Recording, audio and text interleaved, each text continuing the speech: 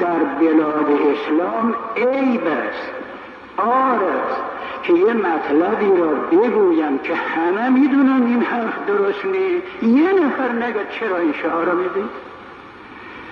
یه نفر نگه ترس تا چقدر؟ این که چیزی نیست که آدم بگوید.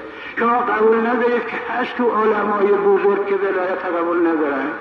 خیلی هستن قبول ندارن. خب چرا بگیم اینطوری؟ اینو باید در عوام حالی کرد. اگر کسی نگفت است بهشون، هر کس میشنود و قدرت دار. من که قدرت ندارم بگویم نگوی، اگه بگویم نگوی میگم تو ضد ولایت فقیه. والله بالله من